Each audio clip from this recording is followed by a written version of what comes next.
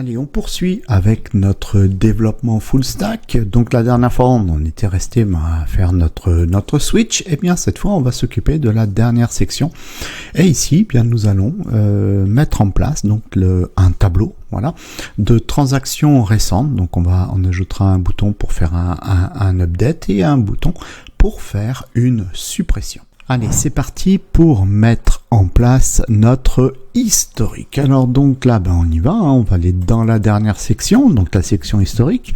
On va mettre un titre de niveau 2 et on va écrire transactions récentes. Voilà, et donc là ici on affichera les dernières transactions qui auront eu lieu, donc c'est-à-dire tous les inserts en fait qui viendront de notre formulaire d'insertion. Bon, donc là ici on va juste faire un tableau. Je vais l'agrandir. L'idée ça sera plus simple. Donc on va mettre une paire de balises stables et à l'intérieur on va mettre les en-têtes. Donc c'est-à-dire en fait on va mettre la structure d'en-tête, donc le TID, et dedans une ligne, et maintenant on va pouvoir mettre nos colonnes d'en-tête avec la paire de balises TH. Donc là ici, ce que je propose, c'est qu'on écrive la date de la transaction. On écrira quoi? On écrira la catégorie de la transaction, catégorie. Je duplique, on mettra le type de transaction. Donc le type c'est dépôt et retrait, voilà. Puis la catégorie, c'était notre switch qu'on avait fait. Et puis après j'ai quoi? J'ai le montant de la transaction, voilà. Et puis je propose qu'on rajoute une dernière colonne qui serait action. Donc action, ici on va mettre des boutons, un bouton qui va permettre de pouvoir modifier en fait la transaction, voire même de la supprimer. Donc ça c'était pour nos en-têtes. Donc voilà à quoi ça ressemble. Donc là vous voyez beaucoup de CSS là-dedans, mais bon, on n'en est pas là. On continue. Donc une fois qu'on a fini notre structure TID, on va passer à la structure TBody. Donc là ici le corps de notre tableau, pareil, on va mettre en place une ligne, et là on va mettre des TD, Table Data. Donc là du coup nos cellules. Bon, donc là pour l'instant je vais écrire XXX partout, voilà. Donc là il m'en faut 1, 2, 3, 4, 5. Donc il me faut 5 colonnes. Donc 1, 2, 3, 4, 5. Voilà. Donc là, on a l'intégralité, voilà, on a l'intégralité de nos colonnes. Bon, maintenant ici, on a dit, on va mettre pour la dernière. Voilà, on va mettre des buttons. Donc le premier button, il nous servira lui à faire une modification. Donc on va aller faire un petit tour sur la librairie FontAwesome.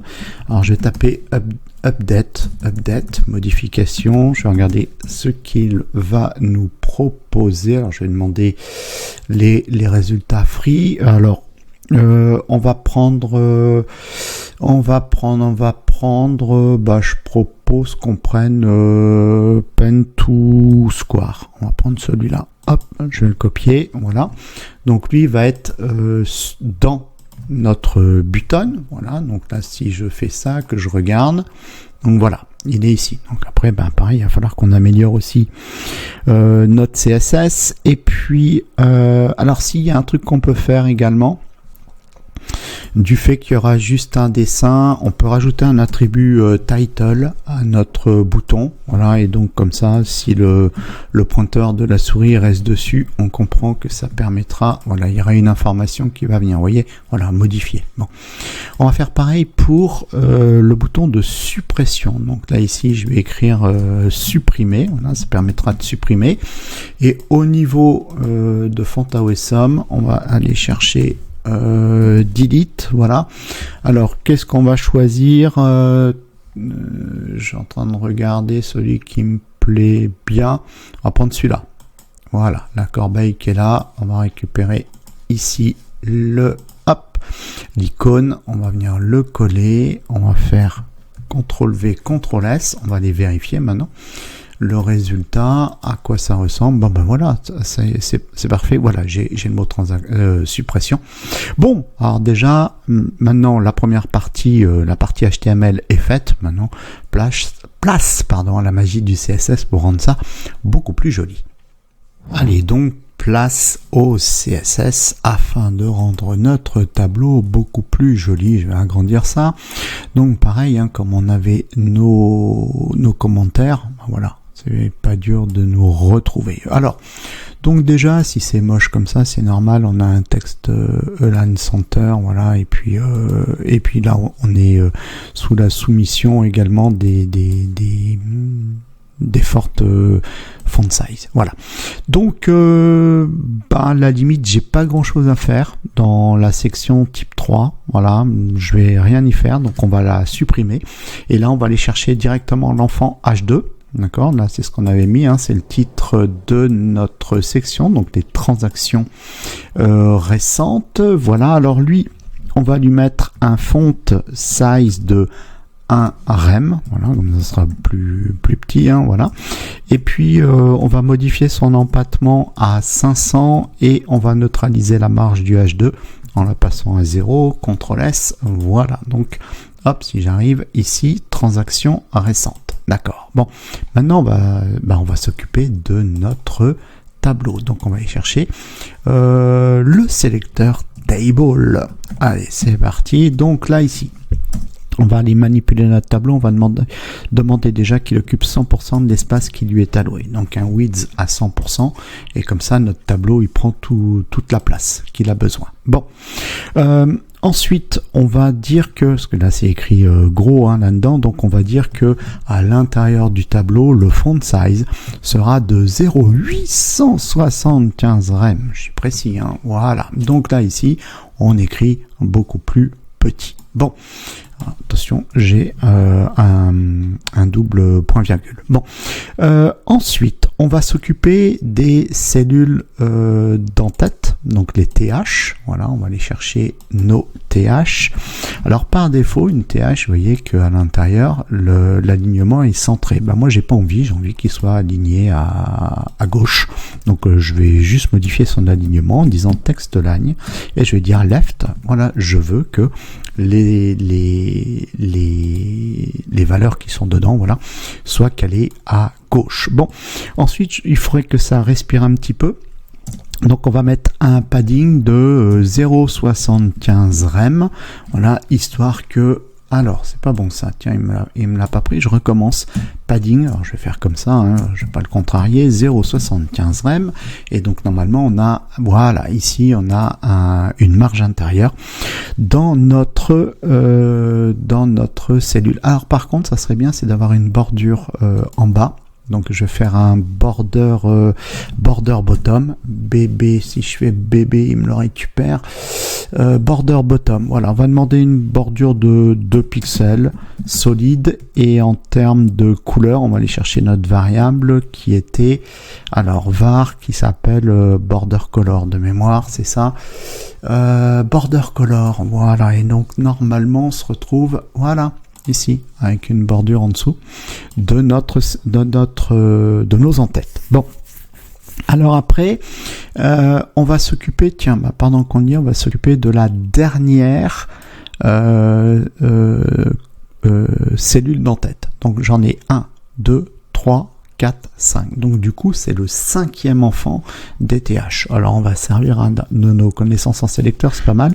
Donc ici, on va partir de TH et on va lui associer la pseudo-classe NTH Child et je veux le 5e enfant.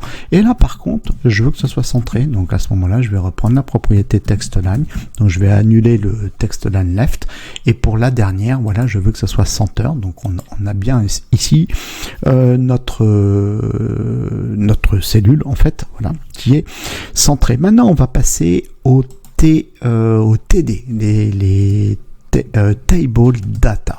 Là où j'ai mis les petits XXX et les deux boutons de formulaire qu'il va falloir aussi qu'on manipule. Bon, donc au niveau des TD, ici on va demander à ce qu'ils aient un padding déjà, et je propose un rem un rem, pas un pixel, un rem en haut et en bas et 0,75 rem sur les côtés. Voilà, donc là du coup ça va respirer un petit peu plus, très bien.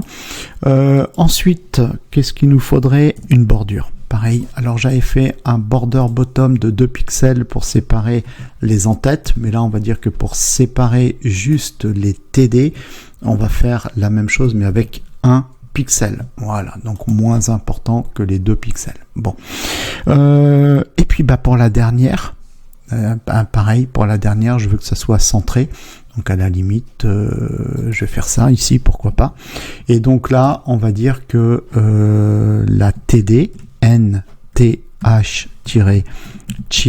5, donc le 5e enfant, pouf, pareil, à l'intérieur, voilà les trucs vont être centrés. Et puis pour avoir un petit effet de hover, pourquoi pas, lorsque le pointeur de la souris va passer sur une ligne, donc là ici la ligne, si je veux la capter, bon, je vais me mettre après, hein, c'est pas grave, TR, donc on va lui associer la pseudo-classe hover lorsque le pointeur de la souris passe sur une ligne. On va aller modifier le background color, voilà, et là à ce moment-là on va aller chercher le BG secondary, CTRL S, voilà, je vérifie. Bon, voilà, là déjà on va dire que les bases de notre tableau sont en place.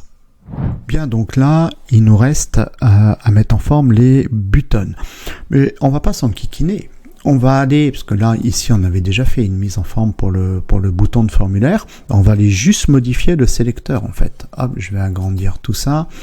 On va remonter et il faut, voilà, il est là. La button over et button, sauf que voilà, on avait tout ça, section, la section 2, voilà, avec le form et tout, mais du fait que j'ai pas d'autres boutons dans la page, je vais donner, voilà, tout simplement, hop, j'enlève tout ça, et tout ce qui sera button, voilà, il va prendre le style qu'on leur a donné, et voilà, ça y est, c'est fait.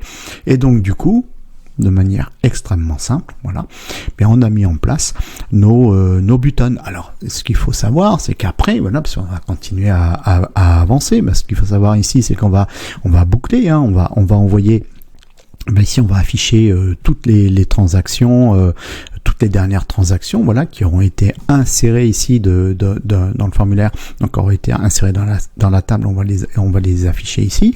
Et puis ici, quand on appuiera là-dessus, on mettra un formulaire qui permettra de faire un update, donc de pouvoir modifier une date, une catégorie, un titre ou un montant pour le cas où on se soit trompé. Et puis ici, un bouton de suppression, pareil avec un garde-fou, hein, par contre, pour pas, voilà, que si par erreur on appuie là-dessus, on supprime la ligne. Et puis voilà, donc ce qui nous permet, en plus de manipuler, de faire ce qu'on appelle du CRUD. Bon, on n'en est pas encore là, pour l'instant on a toujours notre casquette de développeur front-end, mais bientôt, très bientôt, donc on va passer sur notre casquette de développeur back-end. Bon, là, ici, vidéo plus courte, voilà, que les autres, hein, parce que là, ici, il n'y avait plus grand-chose à faire. Donc on va laisser comme ça, on remplacera après tout ça par des données dynamiques. Pour l'instant on va laisser ça. Donc ça y est, c'est terminé. Merci de mettre un petit pouce vers le haut, de vous abonner si c'est pas déjà fait, et puis d'activer la cloche pour être prévenu lorsque la suite de ce développement full stack arrivera.